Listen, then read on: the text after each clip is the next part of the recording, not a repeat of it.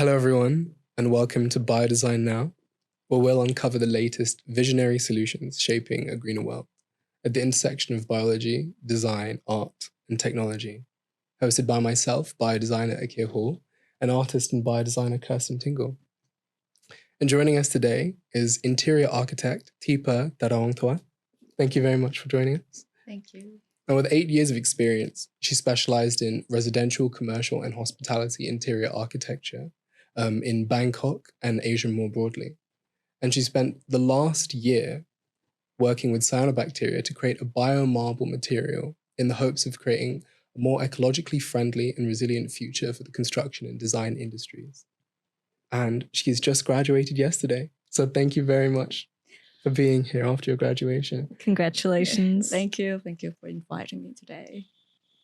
So just to start, we have a little tradition, which is our quickfire questions. So first off, what is the best organism that you've collaborated with so far?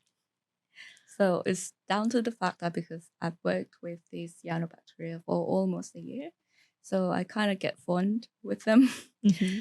But to be honest, I haven't thought about like which is the best or which is the worst, because it's all about try to understand the microorganisms, because every microorganisms, it has its own unique characters and capabilities, and it's down to like us human. If we want to work with them, we need to understand its needs, like what is the environment, and if you create that and how it will kind of react. So when I was doing my project, it was like a huge struggling, but it's not because the microorganism is not, the best one to work with, but it's just human need to try to understand another living that is non-human. So maybe the cyanobacteria will think of me as the worst partner to pair with, because Well, that kind of answers our next question, which is what was the worst organism that you've collaborated with? But I really like this idea that the organisms might have a list of the best and worst biodesigners that they've ever collaborated with. I probably do. Bear with me, I'm just a beginner. So my next little question is, what in nature is inspiring you right now? Right now, it's actually so many like abundance of amazing organisms in nature, but the thing that kind of stuck within me is fungi. I started like these organisms since I kind of look into like architecture and how can we kind of involve the biodesign into it. And many architects tend to like have this biomimicry kind of things going on already. And there is this professor, Scott Turner, and he studied around the termites mound in Africa. And he has this kind of speculative idea about actually the one who is controlling the termite mounds to have like the suitable temperature for them to live and such is actually fungi, because we view it as, okay, they harvesting fungi inside the termite mound, but it actually could be vice versa. So yeah, I have this weird idea from him that maybe we are all controlled by the fungi. It's in the air, it's everywhere. So maybe, I like that idea. I think I'm okay if the fungi are the ones that are in charge. I mean, you are on Team Mycelium. I am thoroughly on Team Mycelium myself. Yeah. And it's really amazing when the mycelium start to like kick out their hyphae, so right? beautiful. It's so beautiful, and it's like, wow, this micro thingy, they can grow like clothes. Yeah, I think some of the biggest organisms on the planet are mycelium. They are that indeed. are just like underneath forests, which is it's an unknown fact. The wood wide web, if you will. Yeah. Last quickfire question: what is the biggest biodesign pet peeve you have? So it's similar to like the first questions. I feel like the pet peeve is actually us humans. You know, we are like struggling working with them, but then we are trying to like make things for the better. But still, the obstacle is actually in reality where we need more support. We need more people to understand that human is actually connected with nature. It's like regarding your choice, you can't choose because this is nature. We are connecting to the nature. And so people need to take care of it, like pay attention to what they choose to do. So yeah. Very nice. Nice. All right. So exiting the quickfire questions round, our first regular sized question is what is biodesign to you? Because this is a very new field. And a lot of people, I think even people in biodesign struggle to find a way to define it or how to define it for themselves. So what would you say biodesign has come to be for you? So I view it as a new kind of technology, but it's like a method where we try to understand nature and how to work with them.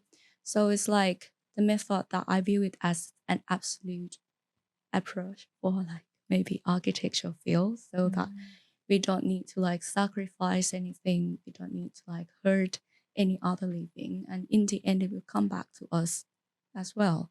So it's a technology that involves human, of course, non-human, and compassion. Yeah, because I was reading about your project, MARMOR, and you were talking about a design approach that encompasses like gentleness and creativity, and that really stood out to me. So yeah. Let's go back a little bit in time and ask about your sort of early relationship to nature and design. Because in this podcast, we're also very interested in how people became biodesigners. What was the first non-human living thing or system you had a relationship with? Like in my life or in the career? Yeah. When you were a child. Oh, I'm not sure, but the fact that I came from Bangkok is not really like countryside, but maybe sound mediocre, but my mom just loves trees. She loves to plant. She loves flowers. So we have loads of tree and flowers in like our little home.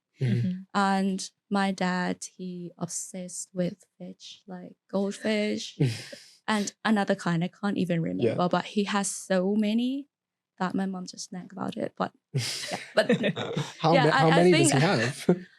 Like despite our home is really small, like it's quite occupied with fish. So you grew up just like tripping over plants and fish and trees. And it's not really like, I just kind of observe with like ants, because we have this huge mango tree in front of our house. And I think that might be, I don't know, long time ago, but I get quite fascinated when the ants try to cross some water or something, or they try to reach a higher branch.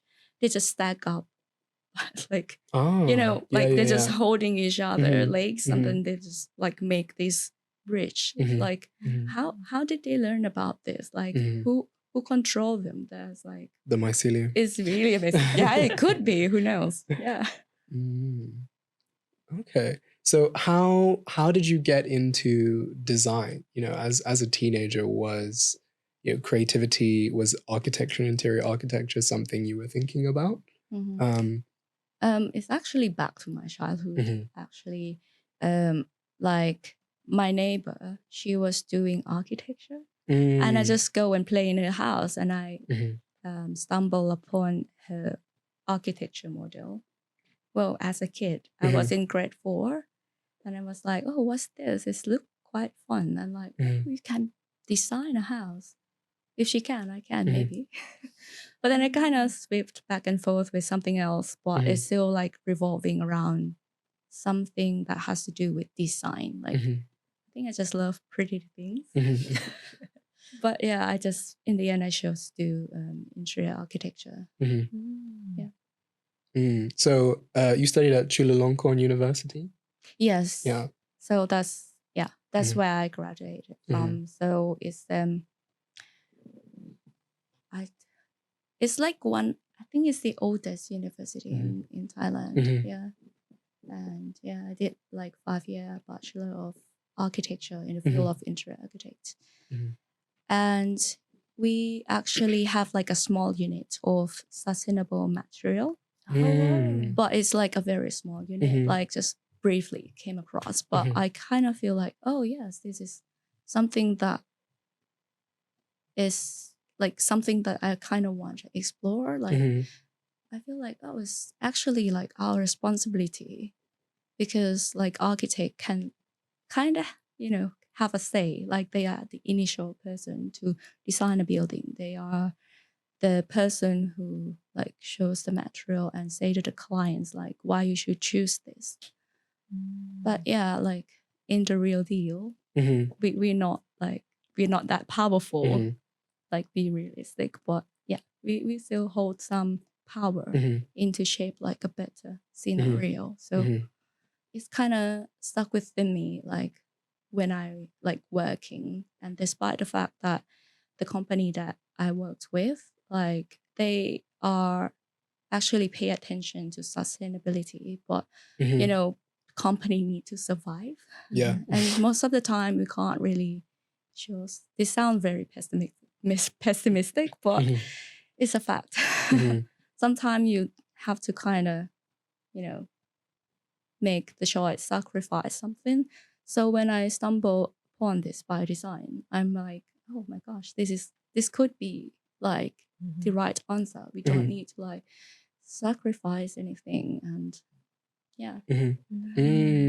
So were the materials and the processes that you were learning about in your sustainability modules, were they similar to some of the materials and processes that that you work with now, or that you encounter in MA biodesign, like the mycelium, bricks and the biomineralization? Was it like that? Those kinds of sustainable materials, or?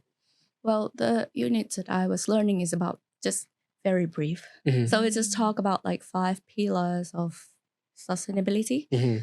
But it's actually like combined with another modules where they were talking about the vernacular architecture, which is like something to involve with the locality. So I think that's kind of like related to biodesign, because biology, you need to know like where can you get the source, the raw material from. So yeah, it's kind of linked. So when you came to MA Biodesign at CSM, was there like a noticeable big difference or jump in the way people were teaching and thinking about sustainability and the environment? Because it sounds like it was an interesting kind of intro module, but then getting like sort of fully immersed in biodesign. I'm wondering if it felt like a natural transition, or like, oh wow, there is so much to learn and so many ways to think about how sustainable something could be. Yeah, that's like, oh wow, that's so much to learn, of course, because we are like we are designer, I believe, and this is like biology, which is like a huge topic, and you can't really like go deep into like every specific one, because everyone has like their own unique interests. But I think the module where they design and shape how we think about thing that I like is the interconnectedness. But I kind of know that we like human, we connect to nature, but like they design like all these units to sort of like have us more immersed in nature, like think from another point of view, not from like human perspective, maybe from mushroom perspective or like birds or rare flowers. And I think it's kind of nice that we kind of take time to like slow down a bit and think about things more in details and like in another point of view. Mhm. I think that's nice. But yeah, so many things to learn, and I Mhm. still learning. Mhm. Yeah. So was that what you expected when you decided to go from your career in interior architecture and then jump into this master's? Mm. When you were when you made the decision to go for biodesign, was it what you thought it was going to be? Mm. Well, yeah, I thought that they're gonna do like very like fundamental, like how to grow these, how to grow Mhm. that. But yeah, they just do like more like they kind of approach the way that make us think by ourselves Mhm. and then go do the research by ourselves. Mhm. Yes, it's kind of different, but yeah, it's kind of nice. Mhm. Mhm. Mhm. Mm. So when did you first encounter biodesign, or like the term biodesign? Was it Mm. like a theory or a designer or a professor or something like that that made you think, oh, okay, this is what I want to do now? Mm. I actually stumbled across like the project from Susan Lee, like she made the kombucha cloth Yeah. when I Mhm. actually studying architecture. Mhm. But at that time, we don't have the term biodesign yet, Mhm. and I kind of forget about her. Mhm. But like after several years of working, and I feel like so desperate, like we're working just for money. Like it's Mhm. not even 9 to 5 in architecture field, to be honest. It's just like maybe 10. I've heard this from architects about architecture. Yeah, 10 to like 10 in the morning. Like I don't Wow. even get yeah, sometimes we just go straight from our desk to the meeting without like shower. But that's not like Mhm. every single day, but still, yeah. Mhm. Mhm. I wonder. I've heard many architects talk about just how brutal the work culture is in architecture, and one thing that we've had conversations about with other biodesigners is the way that many biodesign processes and projects actually teach or require you to live in a sustainable way. Do you think that as we sort of, because biodesign is quite new as well, as we build out this industry and this practice, it actually could be a vehicle for bringing more sustainable, more like kind and human working methods to other industries, especially places like architecture, which have such a brutal work culture? Yeah. I think even though like people are paying attention to sustainability, but like in terms of the building to be built, you need like the numbers, the data, like carbon footprint numbers and the budget. But sometimes the value of thing can't be, just can't be valued by the money that you're paying for. Yeah. I think biodesign can open that view in terms of actually you can add value to the building or to any other projects. And that value is gonna be like, this sound like marketing-ish, but like it's like a branding value. Because I believe that the new generation is paying more like deep understanding on the world, because this is the place that we have to carry on and live on. So these value you can't just buy it. You need to have this compassion to understand and willing to sacrifice some time. Yeah, we need, time is something that we need in terms to like create something new. And this is something that's why like architects need to like work not 9 to 5, but like around midnight or at 4 in the morning, just because they need to rush through the deadline for the building to construct in terms to like make money.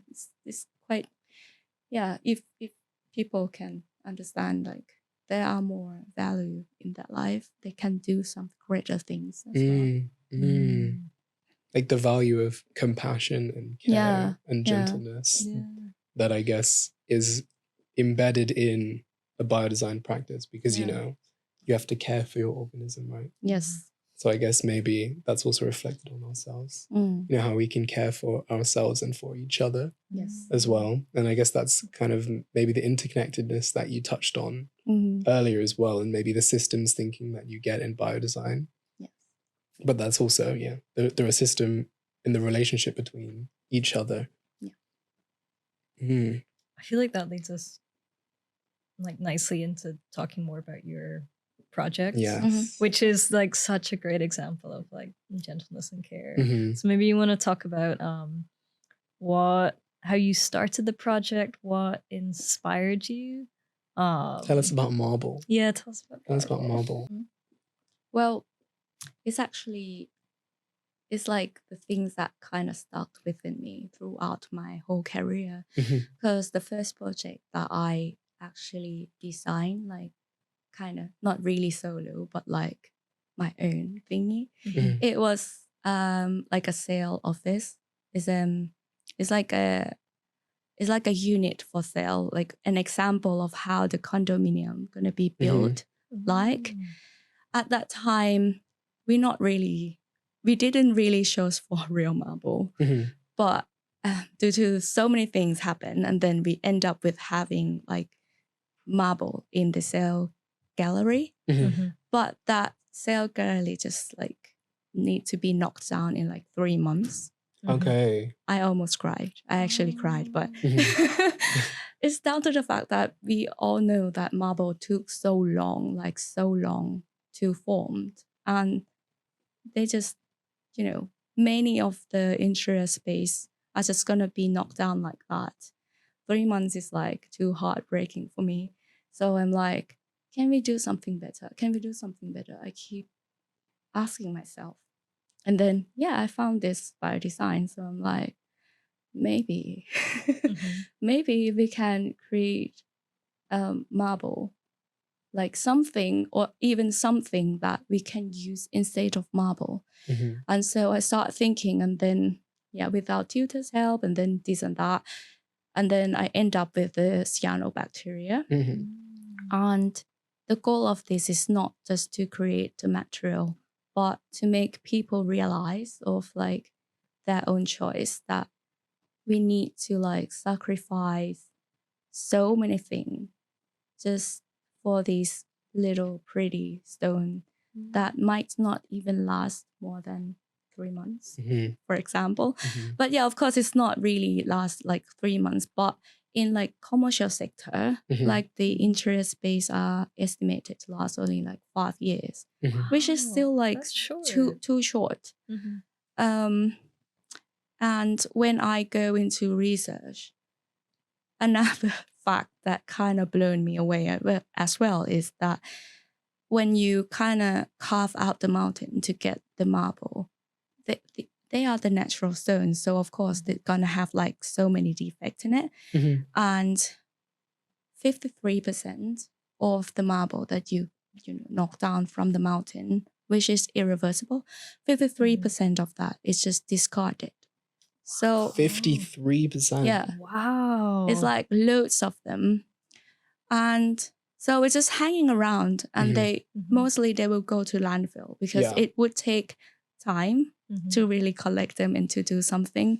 Of course, there are some companies that try to do like fake marble, like maybe they combine them with quartz or like resin to make like another countertop, but that wouldn't add the same value for, especially like luxury interior. They wouldn't, no, that's not the patina through times at all. So I'm like, okay, how? So, but the fact that this marble could be made by cyanobacteria, I think with the newer generation as well, we're going to pay attention to the value of not just what can be bought with money, but what do we care about? And it would reflect on your choice of material. So I hope this could, bring another better perspective to people in general, not Mhm. just in not just for the designer, but yeah. I think like this is also I think there's such an interesting case that could be made for making luxury or making care, repurposing, fixing, healing a Yes. key component to a luxurious object or material, Yes. which I think your project also helps to influence so well. Thank you. Thank you. Mhm. So how does biologically the material work? We got Okay. some samples here. Should Oh we yes, have do you a want to look at hold them as those up well? so that we Yeah. can have a look at them? Oh yes. Wait, I need to. Detangle. It's not. I would say, like, honestly, it's not marketable yet because it's still like the initial start.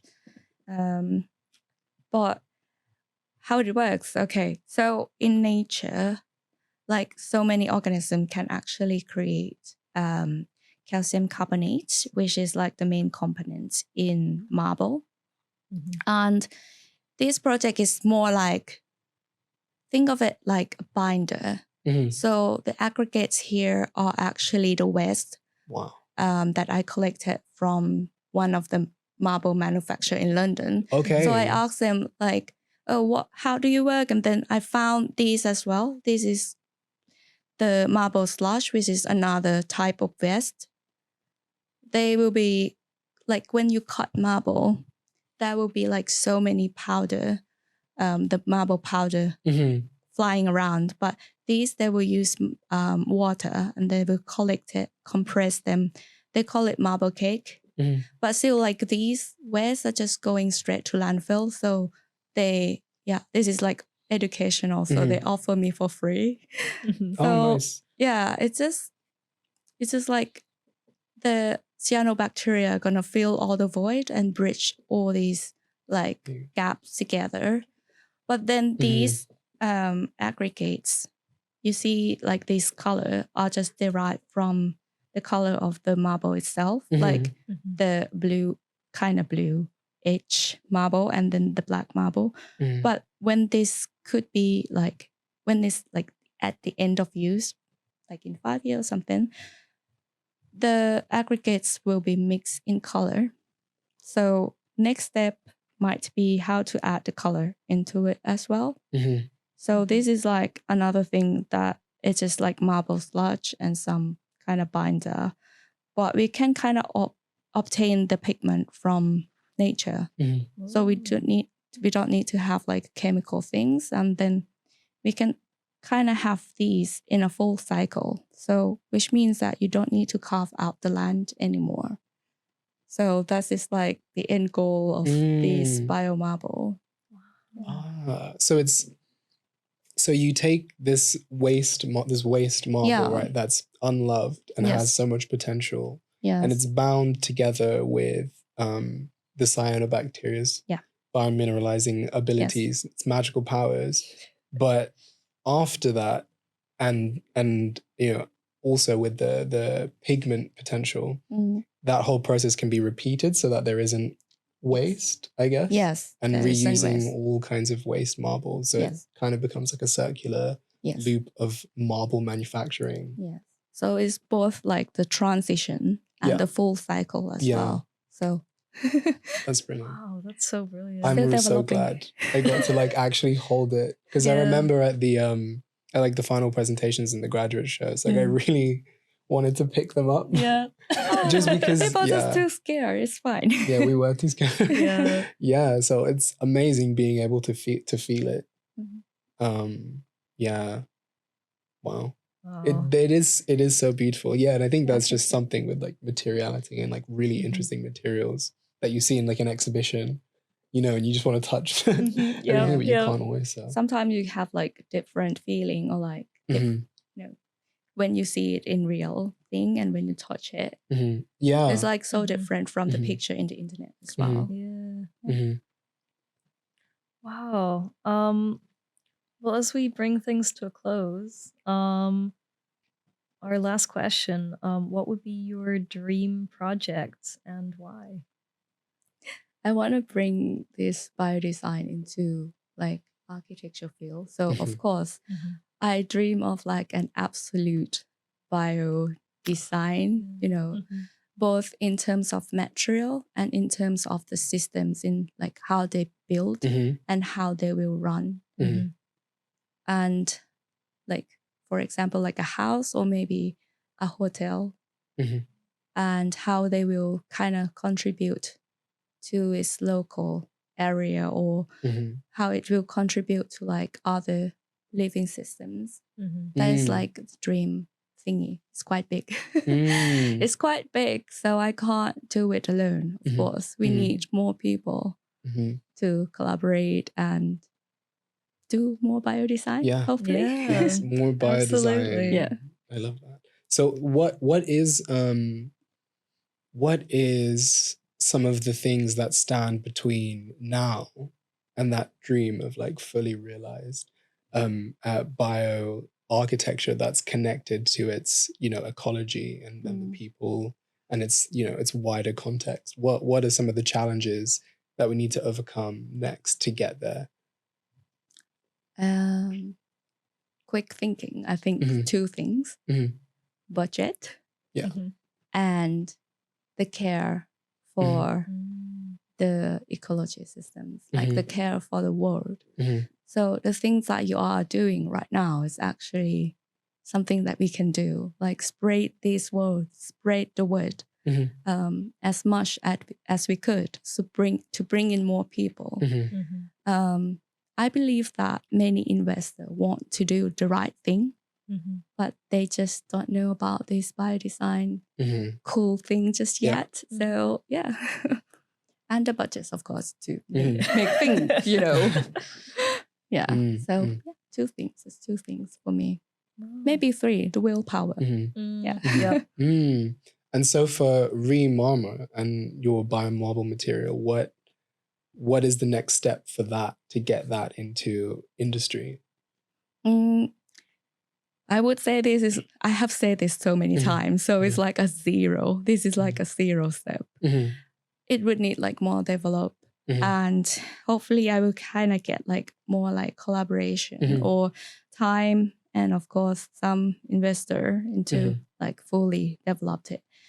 But material for like building is sometimes quite tricky if it's not like, for example, like fire resistant something, and it needs to like go under many tests.